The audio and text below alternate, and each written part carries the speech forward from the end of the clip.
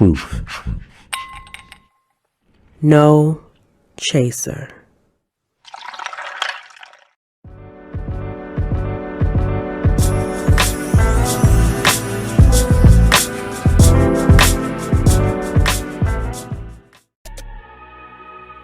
Yo, what's going on? It's your boy Frank here from Truth No Chaser.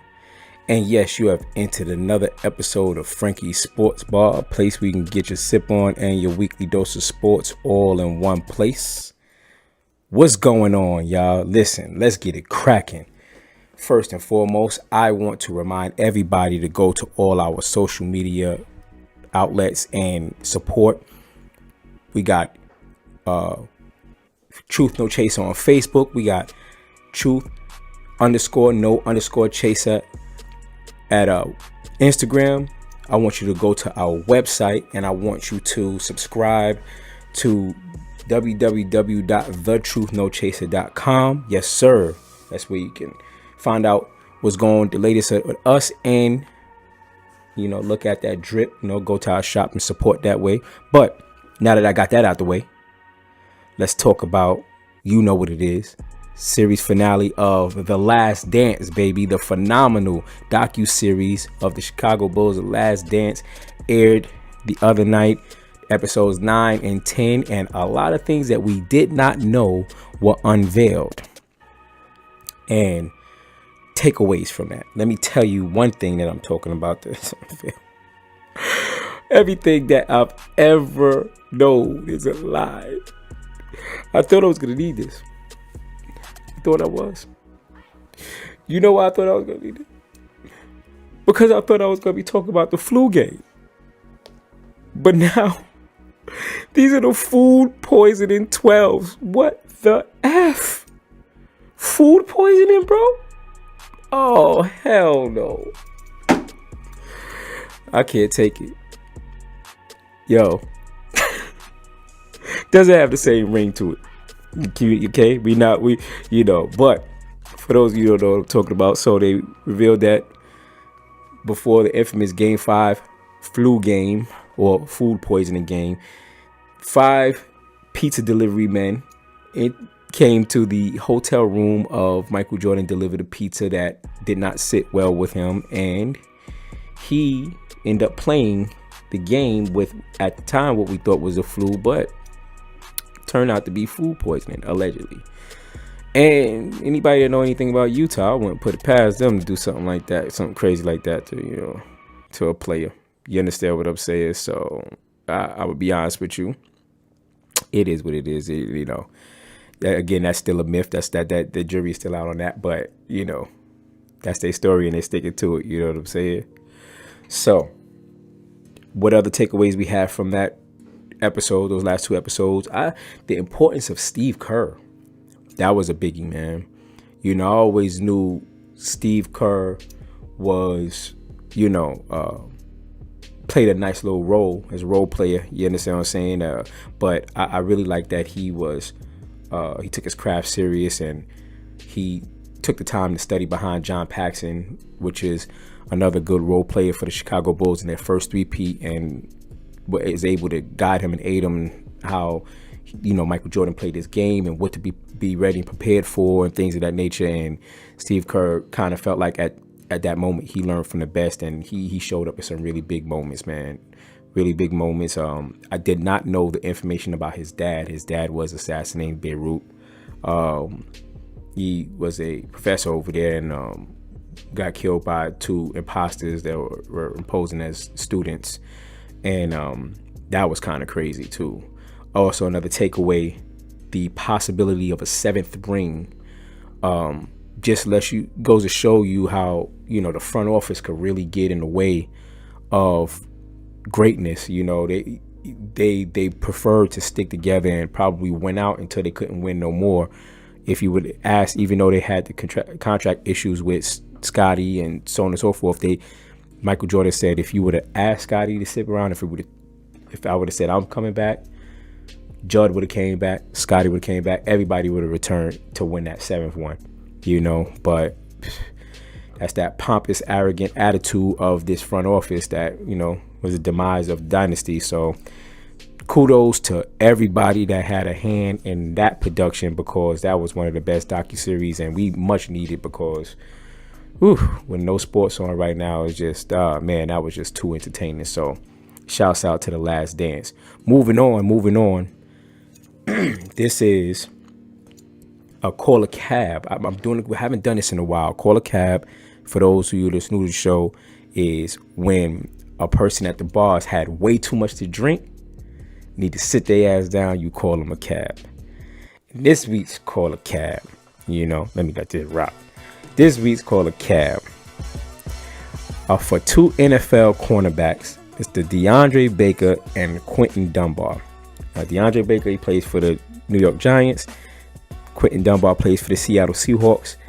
They both turned themselves in because they attended a house party, and several attendees alleged that the two players robbed them and stole thousands of dollars in cash and watches.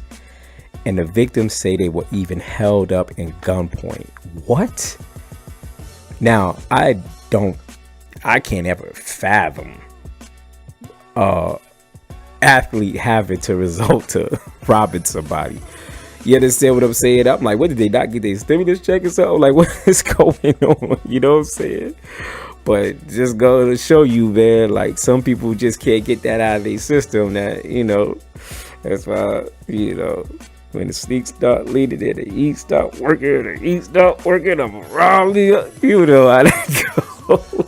And while I don't celebrate or I'm not, promoting the violence, that's just an insane story to me. I don't get it whatsoever. So again, they're doing too much, and that's why we call them a cab. Both of them were charged.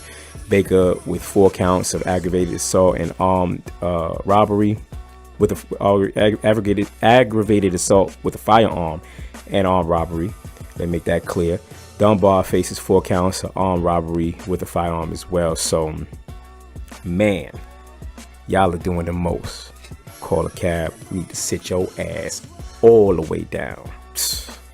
So, let's get into this Rooney Rule. I'm going to take my time with this one because I really need you guys to understand where we're coming from with this. Now, the Rooney Rule is a rule that was implemented in about 2002, 2003. And the rule requires teams to interview minority candidates for head coaching and senior football operation positions, sort of like an affirmative action for the league. Now, it started in, like I said, 2002 through 2003 because of the abrupt firing of then Tampa Bay Buccaneers head coach Tony Dungy and Minnesota Vikings head coach Dennis Green. Dungy at the time had no losing seasons, and Green was just suffering his first losing season. All right. So they then did a study that showed how black head coaches would more than likely be fired for lack of success faster than their white counterparts, and less likely to get interviewed for another position to follow. All right. So now that you understand what the Rooney Rule was, all right, just to give a chance for us to have head coaching positions, the NFL is now proposing incentives. They call themselves tweaking it. They're now proposing incentives such as higher drafting positions for teams that interview and hire minorities for coaching positions. So a team will have a better chance or a higher draft pick if they participate in the interviewing and hiring of minorities. Now, I'm gonna tell you why I do not like this. The original rule was cool because it at least helped us get our foot in the door, and that was cool. But that was also based upon qualifications, not handouts. So we shouldn't need incentives. At the end of the day, when I'm in that locker room, I want the respect of the team staff and the players, and I want them to look at me because I'm a coach that's here because, and not a coach that's only here because. You understand? Like, the moment you add the word only, in terms of leadership, that's when you lose all leverage. You know, I don't need no handouts, man. I need to know. I need to know that I got my job. I need to know, and I want them to know that I got my job because I earned it. You know what I'm saying? So, yeah, they might need to scratch that. And it's crazy. The NFLPA even met, you know, to some sort of what they call a collaborative. What is that called? The CBA, the collective bargaining agreement. You know what I'm saying? I just can't believe African Americans was actually in the room and said that was a good idea. You know, but anyway, that's just my opinion. I want you all to, underneath this post, leave your comments, leave your thoughts, and am I on to something? Am I reaching? As always, you're more than welcome. You know. Side note, just to add to that, right? I found something funny when I was like, you know, reading these articles and stuff like that, and I found something funny, and I was like, yo, if that's the case, would you know, based on the Rooney Rule, would the Pittsburgh Steelers ever fire Mike Tomlin? And to clarify that, the reason why I mentioned the Pittsburgh Steelers because, as you know, the Rooney Rule is named after Dan Rooney, the former owner of the Pittsburgh Steelers, who passed away in 2017. A rule that basically indicates that teams should hire more minorities. It would be kind of weird if they ever fired their minority. You understand what I'm saying? But in hindsight, has the Rooney Rule ever had an African American coach outweigh his welcome as well, i.e. Marv Lewis, you know what I'm saying, from Cincinnati Bengals, that was unproductive and a coach for a very long time. You know what I'm saying? So anyway, just something to think about. Again, if you want to comment, leave it under here. Let me know what you think. You understand what I'm saying? But that'll do it for this week's episode of Frankie Sports Bar. Bar's closing. And God willing, prayerfully, I will see you again next week. Until then, my good people, peace. Food poisoning. Jesus Christ.